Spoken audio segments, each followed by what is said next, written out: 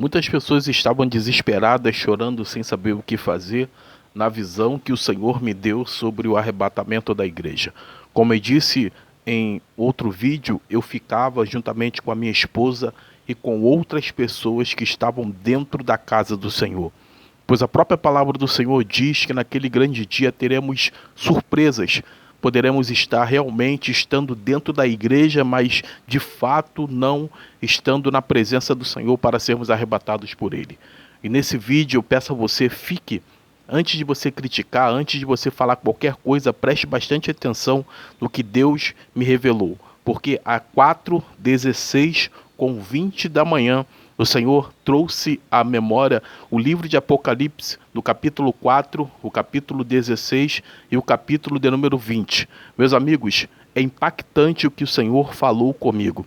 E nesse vídeo eu quero contar a você exatamente porque naquela visão eu ficava para trás, eu não era um daqueles privilegiados que subia no arrebatamento da igreja. Era alguém que ficava para trás, junto com a minha esposa, junto com alguns evangelistas e pastores, pessoas que não sabiam, atordoadas, o que fazer ou para onde ir neste sonho, nesta visão de arrebatamento. E agora eu quero contar para você, preste bastante atenção, se não é uma confirmação do próprio Deus, mediante a palavra, porque como eu gosto muito da palavra, como eu gosto muito de pregar, como eu gosto muito de meditar, o Senhor aprove revelar esses três capítulos do livro de Apocalipse, e eu quero que depois com calma você leia em casa. Eu vou ler aqui o capítulo 4, o capítulo 16 e o capítulo 20 para vocês entenderem se não é a confirmação sobre o arrebatamento e sobre as coisas que hão de acontecer.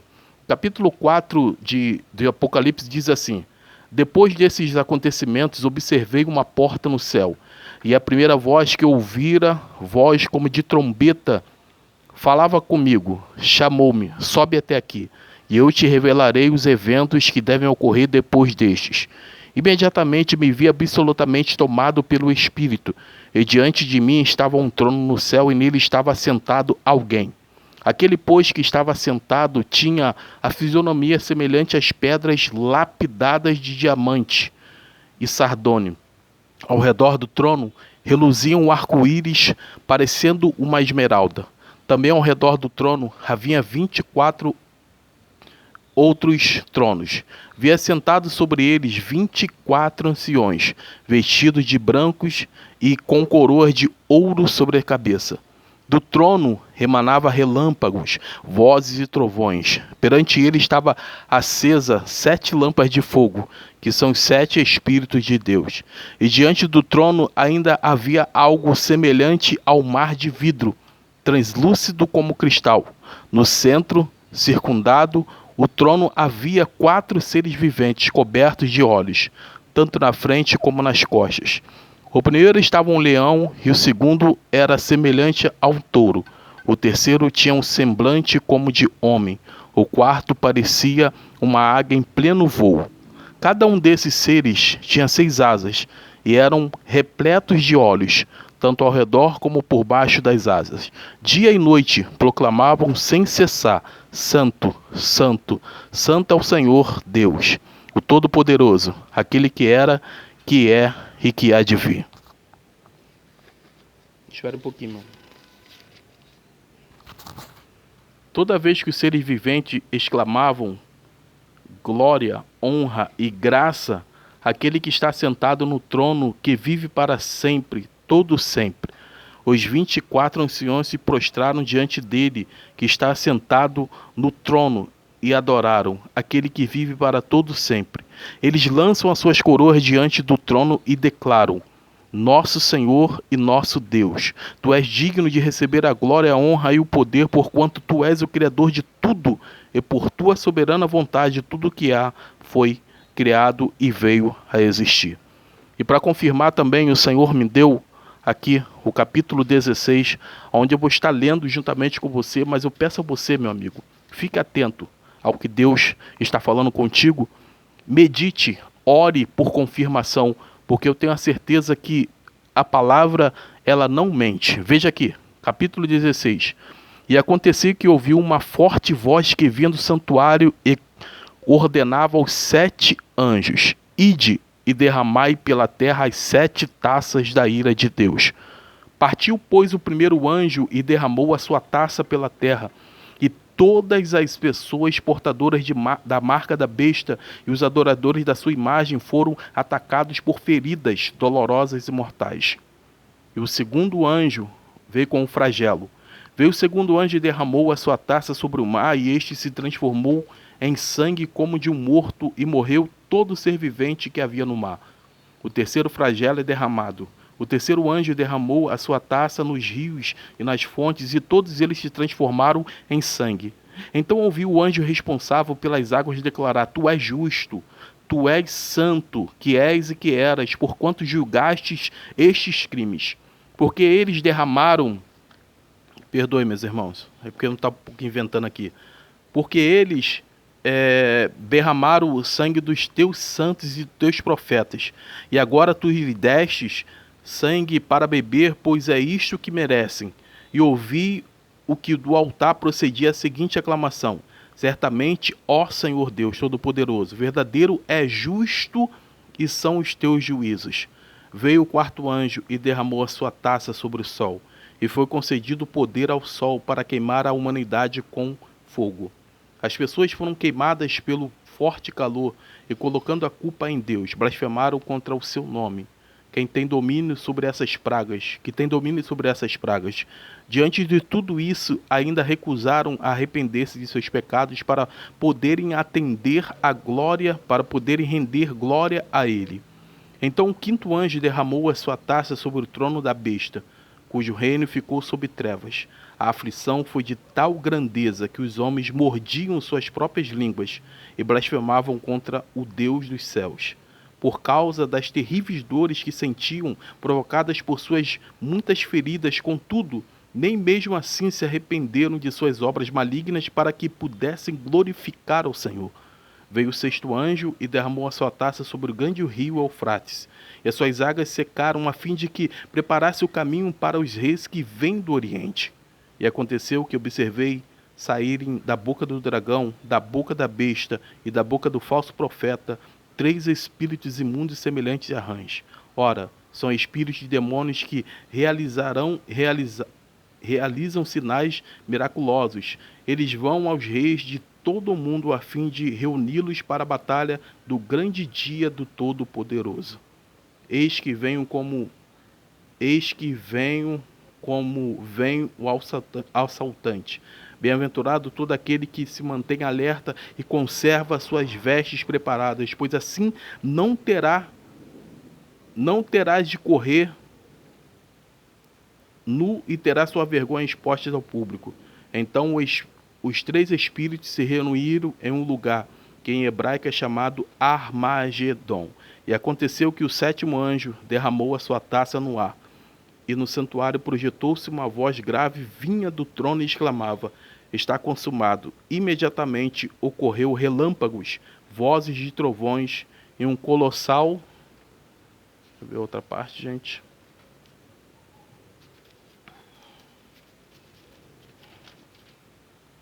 Um colossal terremoto. Nunca havia irrompido um terremoto de tão devastadoras proporções quanto esse desde que o ser humano existe sobre a terra. A grande cidade foi dividida em 3 partes, e as cidades das nações simplesmente desmoronaram. Deus lembrou-se da grande Babilônia e fez beber o cálice do vinho do furor da sua ira. Todas as ilhas fugiram e as montanhas foram aplanadas. Desabou o céu sobre a humanidade, uma tempestade com enormes pedras de granizo com cerca de 35 quilos cada precipitou-se sobre os habitantes da terra, e eles blasfemaram contra Deus por causa da calamidade, pois o seu castigo foi sobremodo grande. Meus amigos, não é uma confirmação do sonho de arrebatamento. Depois vocês orem a Deus pela confirmação. Agora o capítulo de número 20 diz assim: Então observei que desceu do céu um anjo com a chave do abismo e uma grande corrente em sua mão. Ele prendeu o dragão e a antiga serpente, que é o diabo, Satanás, e o amarrou por 1000 anos. Lançou no abismo, onde fechou e pôs um selo sobre ele, para que não enganasse mais as nações até que os 1000 anos se completassem. Depois disso, é necessário que ele seja solto por um pouco de tempo. Olhei e vi alguns tronos e foi entregue o poder de julgar aos que neles se assentaram. E vi as almas do que foram degolados por causa do testemunho de Jesus e da palavra de Deus. Os que não adoraram a besta, nem tampouco a sua imagem, e não receberam sinal na testa nem nas mãos. Eles reviveram e reinaram com Cristo durante 1000 anos. Entretanto, os demais mortos não reviveram, até que se completasse os 1000 anos. Esta é, após a primeira ressurreição. Bem-aventurados e santos os que tomam parte da primeira ressurreição. A segunda morte não tem poder algum sobre eles. Serão sacerdotes de Deus e de Cristo, e reinarão com ele pelo período de 1000 anos. Prestem agora atenção no versículo 17. Quando se completarem os 1000 anos, Satanás será solto da sua prisão e sairá a seduzir as nações que estão nos 4 cantos da terra, Gog e Magog, cujo número é como a areia do mar, a fim de ajuntá-las para a grande guerra. Então as nações marcharam por toda a superfície da terra e cercaram o acampamento dos santos, a cidade amada. Todavia, um fogo desceu do céu e as devorou. O diabo que as enganava foi lançado no lago de fogo que arde com enxofre, onde havia sido confinados a besta e o falso profeta. Eles serão atormentados dia e noite pelos séculos dos séculos.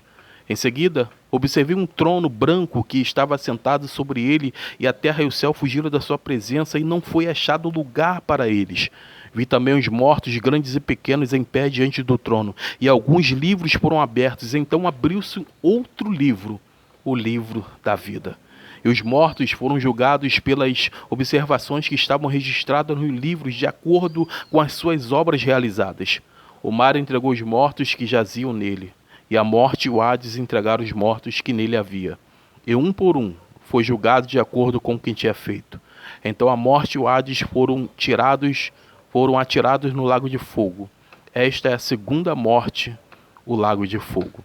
E todo aquele cujo nome não foi encontrado no livro da vida foi lançado no lago de fogo. Meus amigos, é ou não é uma confirmação deste sonho de arrebatamento? Eu não estou aqui inventando, é o que está escrito na palavra. Foi os capítulos que o Senhor colocou no meu coração assim que eu acordei, 4:16 com 20. Eu confesso para vocês que eu fui procurar Apocalipse capítulo 4, versículo 16 até o 20, eu não encontrei. Eu falei, Senhor, então que mistério é esse? E aí o Senhor colocou no meu coração esses capítulos. E é interessante que eu não havia meditado na palavra, eu não havia meditado em nada. O Senhor me deu este sonho e eu então não tive a oportunidade de colocar isso no final do outro vídeo. E aqui eu estou podendo falar para vocês agora. Vocês que têm ouvidos, ouçam o que o Espírito diz à igreja. Porque se você é a igreja, você deve orar ao Senhor, não acreditar em qualquer profecia, em qualquer coisa que possam dizer para vocês, mas acreditar sim naquele que vem em nome do Senhor para poder profetizar, para poder pregar a palavra da verdade. E aqui está, eu não estou inventando, é a própria palavra quem está dizendo o que vai acontecer no futuro. Se nós olharmos para tudo o que está acontecendo neste presente momento, você vai entender que as palavras estão saltando da Bíblia e se confirmando dia após dia, segundo após segundo, hora após hora. Quando é que o Filho do Homem virá? Não sei. Mas de uma coisa eu sei. A confirmação está diante de nossos olhos. Tudo está sendo voltado para a volta de Cristo. Agora basta você, como igreja, acreditar ou não. Amigos, esse é o vídeo. Se você quiser meditar, Apocalipse capítulo 4, capítulo 16 e capítulo 20, você ora ao Senhor para que Deus confirme o seu coração, porque se isso for uma verdade, certamente você será um bem-aventurado. Um dia eu pensei sobre isso. Se eu não for, eu não estarei perdendo nada, eu apenas estarei acreditando naquilo que o Senhor Jesus nos disse. Jesus está voltando e esta é a grande verdade. Os sinais anunciam a sua volta. Tudo ao redor anuncia a sua volta. Agora basta você crer, acreditar ou não, porque isso está sobre o seu domínio, sobre a sua opção, querer acreditar ou não. Deus abençoe sua vida, Deus abençoe você. Gostou do vídeo? Eu peço a você, nos ajude, compartilhe com alguém que você conhece, porque eu tenho a certeza que vai edificar a vida de muitas pessoas. Deixa o like para poder nos ajudar, comente o que você achou, se é verdade ou não, se você acredita ou não, porque eu tenho a certeza que naquele grande dia, a própria palavra do Senhor diz que não terá o inocente não terá o culpado por inocente. Que Deus não leve em conta o tempo da sua falta de conhecimento, mas agora que você conhece a palavra, você entende, é o momento justo de você se arrepender e entregar o seu caminho ao Senhor. Deus abençoe você, até o próximo vídeo, se Deus quiser. Amém.